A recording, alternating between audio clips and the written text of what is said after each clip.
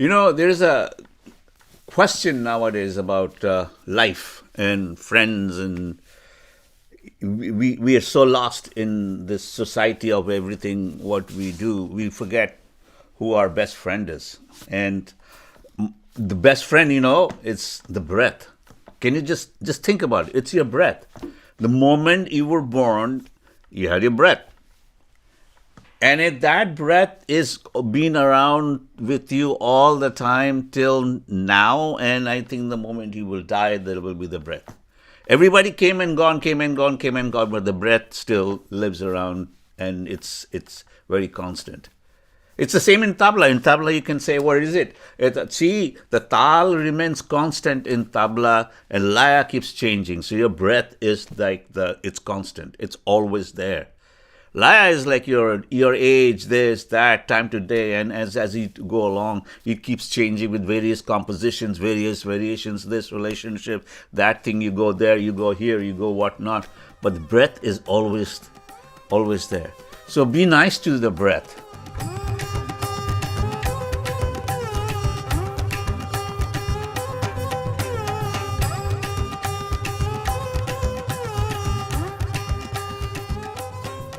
Good morning, good afternoon, good evening, good night, wherever you are in this world. Namaskar. So today's podcast is about breath and your best friend in this world. So I have never done a video. This is the first one of the video podcast. I've done a lot of audio podcasts, but so here I am. We are talking about your best friend. There's this question of happiness and joy. And then they talk about being happy and enjoy the enlightenment and awakening and all of that, moksha or whatever. Maybe those are all big, huge terms, like languages and all that. But, what to me, it's an intuition. Happiness and joy are two different things, actually. Happiness is almost like an excitement, and joy is something which comes from within. So I don't think the English language defines that very well as what is, And so to me, all those are progressions. At one moment in your life, you're happy because of something. When you were a little child, you were very happy because your mom and dad got you a toy or something. But the joy, I don't know if you really felt the joy. Maybe you did. I don't know. But the whole idea about this joy, the spiritual joy and the satisfaction, I think comes as you mature in your life by step. So, when did I discover joy? I think I'm beginning to discover joy now. I'm 69-year-old, and just beginning to understand what joy is now, and I think that joy which I thought I was looking for through music and doing do the formula, like gigs and videos and traveling in hotels and all of that kind of. I thought there was concerts and applause, and I thought there was a joy. But no, at the end of the day, when I came back to my house or the hotel, wherever, there was a satisfaction, but not a joy. Joy now, I find, is the moment I started really meditating. That feeling is, I cannot explain that. There's a joy which comes from within, and you can't really describe that. And it comes for a very brief moment, and it stays for a brief moment, and it goes, and it's not there. And the next time you're looking for the joy, it's gone. So yeah, thank God I've practiced tabla, and I practice tabla, and because by practicing tabla, it also had given me the knowledge that actually you do. You play a certain composition, you get a good feeling inside. That's the joy. It's and the next day when you come back to it, it's not there. So what happens is you get into this whole meditation aspect of, you practice without any expectation, and that's a different topic. That's, you need a good teacher to actually guide you to that, to make you tell you that. But to me, a good teacher is you. Yeah. When you talk about satisfaction versus joy, do you think your guru, the teacher, plays an important part in helping you reach either satisfaction or joy? This is a very good question. You know what about when did I, I lost my guru when I was really, really young. It makes me emotional, and I left the country. Yeah. I was like 21, 22-year old, and I left my country. What did I know about guru then? But there was a bond, there. So which I didn't have a guru after that. It was gone. So my real guru was me, myself, and my real lessons were taught by the universe. I I learned everything on my own. I was pushed into it. Coming to North America wasn't a very easy thing. You begin to understand what alone here means and loneliness and all of that, because you're not surrounded by your external family, this and that, and especially when you're young and alone, you have no other choice. Either you face yourself or you go and do booze and drugs and all that. I didn't go that route. Yeah, I did drink wine and all that, but it didn't. So the real guru is me, and something in my intuition. So I didn't understand that, but I didn't. Did I listen to my intuition? No, not always. But as time goes on, like that's why I said when I'm 69 right now, and I'm beginning to understand that the real guru is within you. And that's what I'm also teaching, sharing with my students. So yeah, see the question, what was it? What was it about the joy of the guru? Satisfaction. Satisfaction is something.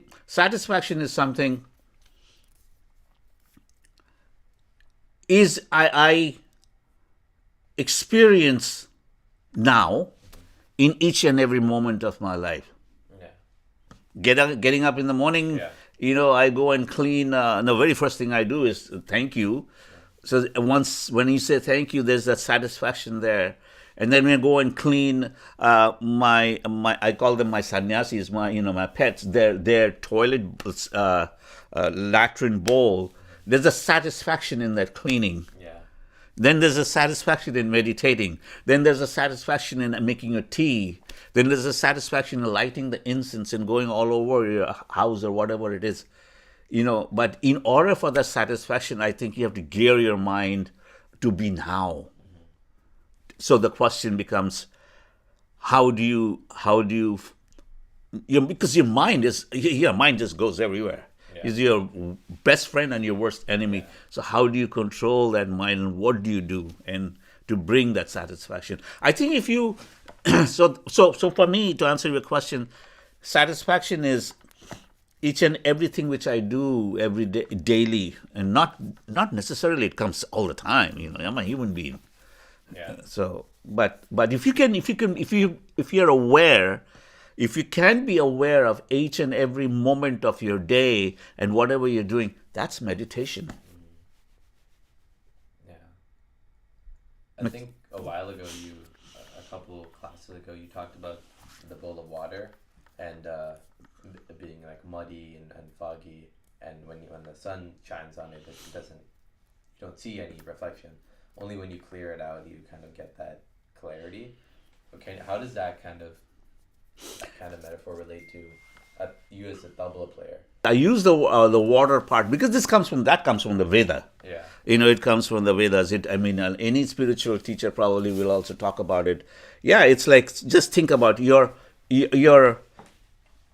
that consciousness, the divine consciousness, or whatever you may call it, awareness is shining in everybody. I believe that we are all one. And that consciousness is in all of us, that divineness. Now, we don't recognize that because, or we don't recognize that is because of our own karmic balance or whatever we become. So we are fogged. So, like, the best way to explain to a student or to me myself was like, if you look at a pond, a water. Did I say a bowl of water? I think it's, It's a bowl of water which is it was all dirty, right? Was it? Yeah. It was. Yeah. Like okay. I don't know. Let's talk about. Let's just say Simple, very simple idea here. When you look at a pond, if you throw a stone in it, there'll be a rippling going on. Yeah. That's it. So you don't even see anything. But when you don't do anything, you can see there's a stillness and you can see the reflection of everything, right? That that shining, that purity is same in you. So you, in order to see very clearly all of that, you need to clear your hard drive, which is your mind and all of that. So in order to do that, you will have to meditate for it, just to erase the junk in your hard drive, Yeah. so you can get slowly, one step at a time, that the shining and the clarity begins to see. So when you begin to see that little clarity there, that effect carries on in your tabla, Yeah. Yeah. because it's the same thing. Yeah. Yeah. So it's same as, the Newton's third law was very recently, but the whole idea about the every action has an opposite equal reaction was happening from the Big Bang. Yeah. Everything is so, because of that little clarity, you get a little more. So what your goal is to increase the clarity little by little, and so you can see little by little the fogginess in the tabla, the balance of the left hand, the right hand, then thins, nice and clean, nice, solid. And so you need to practice consistency. Yeah. Yeah. When I don't know if I'm clear about that. No, yeah, it makes sense. As a student, even during the retreat, when we did the meditation, and then we start playing, with anybody, you start playing, but then, and you're in a focused state, and then you think of one thing, and then your mind it's off, and then whatever you're playing kind of goes off for a second. My question is, how do you increase the time that you were so incredibly focused in the moment, so those thoughts don't enter your brain or whatever, to get you distracted? You did the first step. Yeah. The first step was done. You guys are already doing the first step. But consistency, Yeah. and you have to maintain it every day. Every day. And that's how you gain the what you call the consistency of mind being focused. Yeah. So we did quite a few technique to start. I mean, automatically you guys play tere kita taka taka taka tere kita or whatever you play. So you're concentrating on each and every stroke while you're doing. But then within the first 30 seconds, boom, Yeah. mind is gone somewhere else. Exactly. You're a human being, that goes away, But as you go along, as you keep doing this, you slowly start becoming very focused on the strokes. So what we did was, at a day, which is good, was the breathing, pranayama, So when you're concentrating on your breath, in and out, breath in and out, so you can't really concentrating on it. But even when you're doing that, your mind is gone somewhere else. Yeah. Well, let it go. Bring it back. Yeah. Yeah. Yeah. Keep bringing it back. Keep bringing it back. There's no judgment. Bring it back. And then all of a sudden, you just get better at it. Yeah. Yeah. I think what separates exceptional tabla player, or really any musical professional, from a more amateur, is someone who can stay in the moment longer and someone who can come back to it quicker. Yes, I mean, who knows, like in that stage, that kind of, like if somebody is playing something, Yeah. where playing is not even a question of, the playing is actually it's you're just playing. Mm-hmm. Your mind can be somewhere else, but the playing is so pure that it doesn't, it becomes part of that living. Yeah. That's a whole different world of accomplishment, Yeah. Yeah. That's a joy too in it, Yeah. Yeah. You mentioned a lot about giving back as well. What is your kind of view on on a person's what their need versus what counts as a greed? Like how they're being greedy, and what's the line you have to draw? And it's like you're taking everything from this world. yeah. You're breathing air which is coming from the tree. Yeah. Half your life is based, coming from the tree. Yeah. And then you're breathing out carbon dioxide, which goes to the tree or whatever. So that whole recycling going on. You have the moment you're taking breath, you're taking in, taking out. You're already doing that. And just think about the food you're eating. That food is not. You just not. Have you thanked anybody for? That's my question. Yeah. Is like, okay, for eating, I thank. A lot of people do thank. A lot of people don't even think. But when you're thanking, it's not just one little thing, but just think about the earth where it grew, Yeah. the farmer who grew it. Yeah. From there, it went into the farmer's market or something. The truck, the chain before it went in your mouth. Right. Right. So there's so much who has been involved in it, and what have we given back for that? So, because when you give back, you do receive more, Yeah. but give without any expectation. Yeah. But as soon as you attach something to it, that's a different story. So that comes to this whole idea about need and greed. Yeah. Yes, you will have to make a living. You have a goal. Of course, you must have a goal. You go. But then, are you okay with 2-bedroom house, or you want 10-bedroom house which you don't even use it? Do you need another car because your neighbor has something, or do you want an extra big screen because your neighbor has something? Or so that's a need, and that becomes a greed.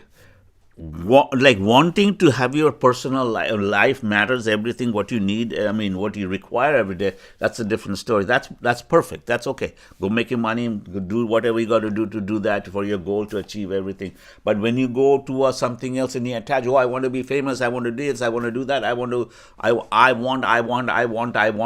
that's when trouble starts happening. Yeah. What are you going to do? You're going to go. Yeah.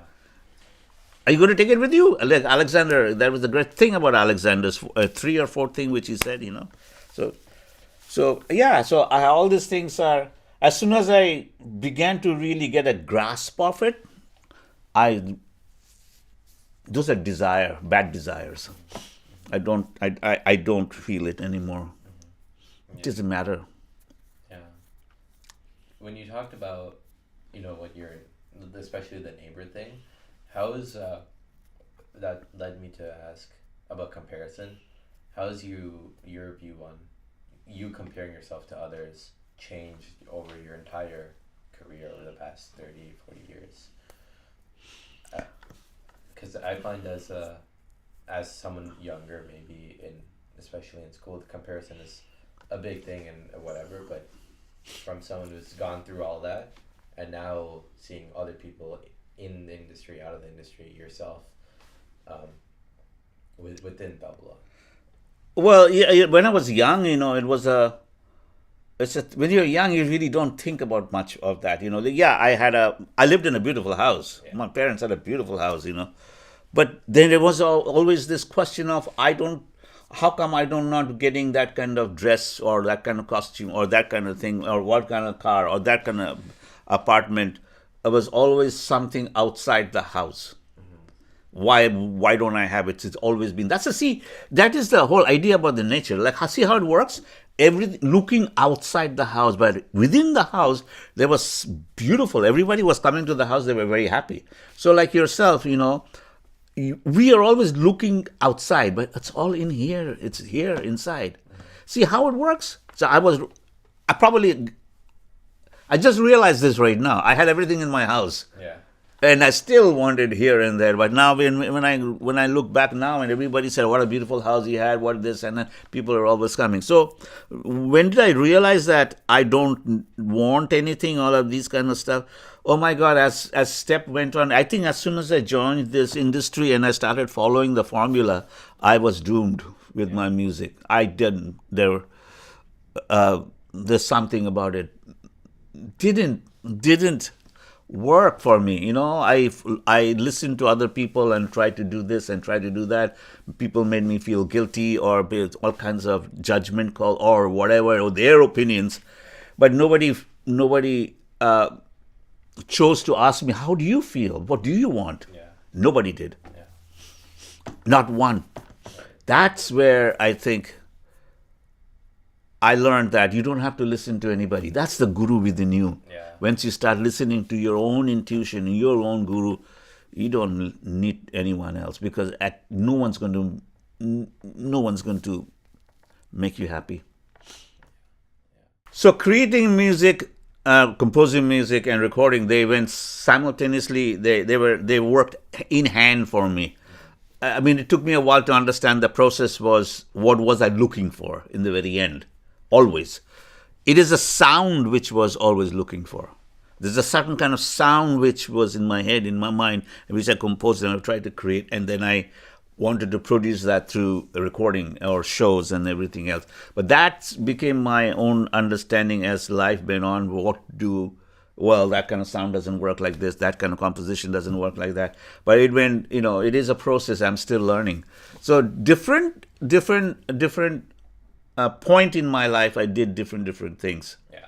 And now in this point in my life, I'm doing something else. I like to do something else, much more in depth and spiritual from the Vedas and stuff like that. Because that's where I am. Look at me. I'm just doing, talking about meditation and monasteries and whatnot. So it's a different, the Vedas. I teach my students to be constantly aware of it. Constantly be aware of who they are, whatnot, and all of that. So, and how music affects them in their life, and what music does to them, and spiritually or any other way. And whatever I'm going through, I share with my student. I consider myself as I'm doing a service. So that's my thing. And so, if you want to see them perform, on 22nd of November, they are performing at the Harbourfront Studio Theatre in Toronto. All the informations are on torontotabla.com. And on 23rd of November, they're performing here at the Digital Creative Arts Centre here in London, Ontario. That too is also in our website, www.torontotabla.com. Every little details and information regarding tickets and whatnot, all of them are there. Hope to see you there, and come and ask questions, not to me, to all of these guys, and because this means quite a lot to these guys performing, and especially for the ones who are in Toronto and our neighborhood. But also you have Dr. Boyce Jeffries coming from Texas. He's also a student of mine, and he's part of this whole this show, which is a great combination of tabla with Western classical music and adaptation. And also Western music, Western instruments. So that's about it. I hope you enjoyed and you had a great time. Feel free to keep in touch with us and follow us on Facebook, Instagram, Thatgram, Kilogram, whatever it is out there. That's all out there for you. Thank you very much, and be happy, be safe wherever you are in this world. Thank you, and bye for now. Namaskar.